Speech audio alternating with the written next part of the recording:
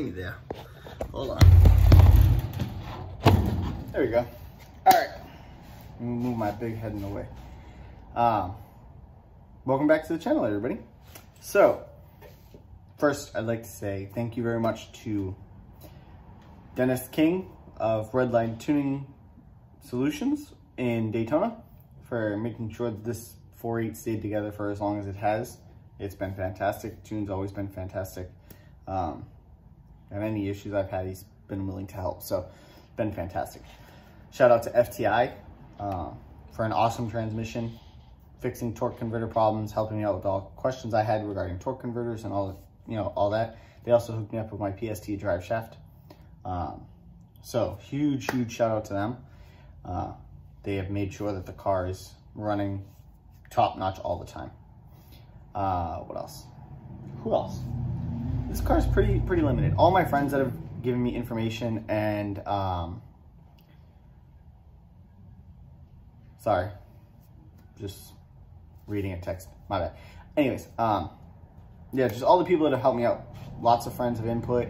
The guys with Corolla Virus, all those guys over there. Mark. I'm drawing blanks. This is what happens when you put yourself on the spot. But everybody that's helped me out with this 4.8, I really appreciate it. It's been an incredible year. Granted, our year technically isn't over because I live in Florida where racing's 50 weeks a year. They close down for like 2 at Christmas time and then it's back to racing, which is nice.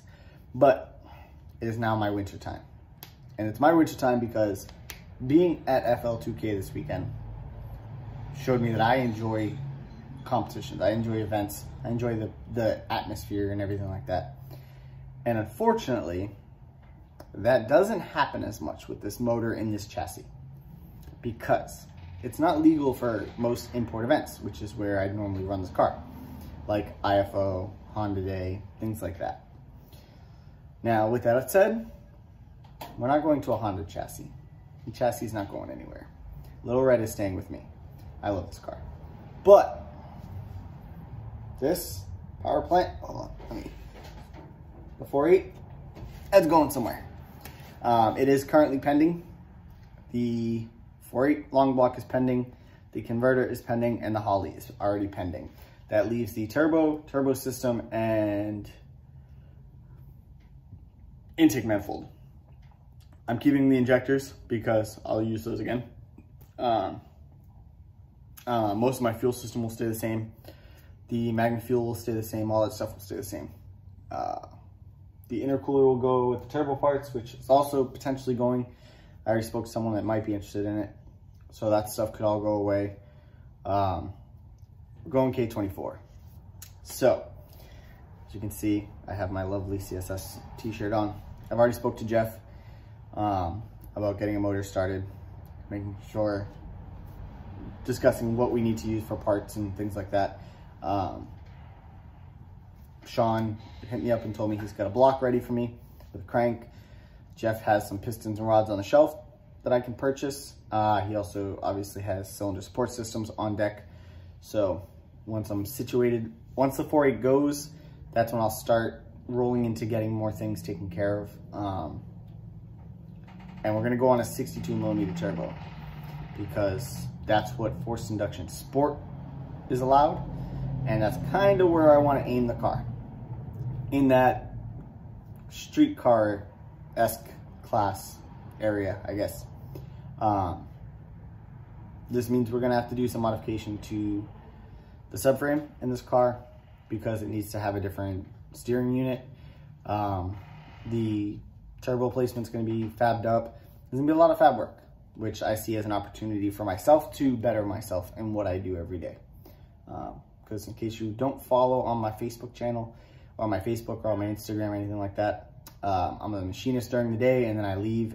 I'm actually taking a few minutes between shifts, between jobs right now to do this video. But then I go and do fab work. I have to go build a header tonight to finish up a car, get the header finished up, bolt the exhaust in, get the car ready to go back to the customer. So that's what I'll be doing later. But yeah, so I'm going to take this up as an opportunity to better myself in my fabrication. The K-Series will be on a motor plate just like the LS, because motor mounts are a pain in the bottom. Not a fan. So motor plate for life. I will machine my own sleeve, not a sleeve, I guess it's a plug kind of, that will take up the space where the mount usually goes in, and you put 3 bolts in. So that will go in, and then the plate will bolt through there, and then I'll make some adapters that also bolt from the other sides of the motor, so that it's not just holding on that one location. We'll have some side-to-side motion. We'll do some cleaner stuff. I'm gonna redo the brake lines in this car, because it's one thing I really don't show you guys very much because it's a little sketchy. I basically had to utilize some stuff from the FC to this car, and it wasn't quite right, so I had to adapt some things, and it works. Don't get me wrong, it stops, but it's a little sketchy. So we will fix that. The other thing we are going to do during my winter is the car is getting the cage updated to a 10-point. I will get it updated and inserted to 850 because I should have already done that. So, kind of one of those things. The new turbo will be for sale. I forgot about that. That will also be for sale. And then the K24 is going to be going on a fuel tech. So, the car is not going to be down. I want to make passes in March. My goal is to make passes with the K in March. It is now October. So November, December, January, February, March. Gives me 5 months. About half a year. Pretty manageable amount of time. I'm going to speak to Greg Samuelson over at FTI, because I didn't know they did the K24 converter, but apparently they do. So I'm going to talk to them, see what we can get sorted out for that. Obviously, Cylinder Support System will be building a block for me. I wouldn't go anywhere else. Just not, it's against my religion. We'll put it like that. You know, I spent a long time there. I trust that product. I trust Jeff's work. I trust the guys in that shop. So that's where that's going to go. Cylinder head will probably just be a standard head with valve springs, retainers, and cams. Probably won't be ported just because I can't afford it right now. It's a pretty expensive endeavor. Generally, it's $1,000 to $1,500 for that. So that's just an extra expense that I'd rather put somewhere else. Car will be on a 62mm turbo. I was super excited about the Humble Performance Turbo until I heard the price, and I just can't afford that. So maybe after the car wins a few events or something, then we'll go there. But until then, it's probably just going to go on a VS Turbo for now, or a Borg S362, excuse me, not a 72. Not allowed to run a 72. It'll be on a T4. The plan is to run, probably going to run the exhaust out the fender on the same side. So it'll all be on the passenger side fender. And what I'm going to do is run an air inlet from the old hole to the turbo, and then the turbo out will be further up the fender, kind of up in that area where the catch can is. Oh, there we go. That area. And it'll go out the fender. I'm leaning towards a single 60mm gate. Keep it simple. While keeping CO2. I'm not running anything. CO2 is life. That shit is freaking awesome. So we're going to keep CO2 and keep air to water. We'll get more into the air to water setup a little bit later. I want to try something, and I don't want to talk too much about what I want to try, because I don't know if other people are working on it, other people are trying it. So I'm going to try my own thing first, and then we'll go from there. If it doesn't work, it doesn't work. It'll just be my own money and my own time involved. So it is what it is. But that will be that. Like I said, we're keeping the 210s. Probably going to stay on E85. We might switch to methanol. If we switch to meth, then I'll probably need both sets of 210s. If not, I'll have a full spare set, because I have 8 right now. So obviously I only need 4, which will be nice. This is going to shave close to 300 pounds off the car, which, as most people already know, is pretty light to begin with. We will still test and do everything like that under a no time Pro Tree setup. We will not test with times. Competition times will be showed because they're going to get shown anyways. But that does not say that what I put this in class-wise is going to be an all-out run. I'm going to put it where it needs to be competitively horsepower-wise, and then let it go. If I put it in HJ's 9.5 class, I'm not going to need as much power as if I do an all-out no prep event or a prep track no time event or something like that. So yes, you'll see if I'm at a class and I'm running 950 or I'm running forced induction sport where it can run mid to low 9s or whatever. That stuff will be shown because it's competition, but understand that does not mean that's everything the car has. It may be. I'm not going to tell you that. Most of the stuff you're going to know is it's going to be what I needed to have in the car to make it go rounds and be reliable. That's the other thing. I know mathematically where this needs to be, horsepower wise, to what it should weigh at the end to do what I want it to do. And in that respect, I'm going to have a lot of room for that. And that's the key. I did want to race World Cup finals next year. That is a huge, World Cup finals is the end goal.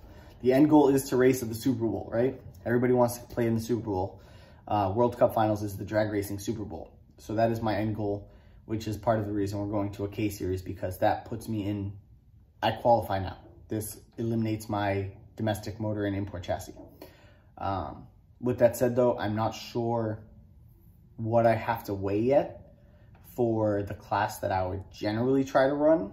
And if it's just an unattainable number, then the car is going to go a few years of doing class racing and doing racing like that and my Saturday night shootouts and things like that, until I can get to a point where it's fast enough and has enough cage to do the competitive stuff.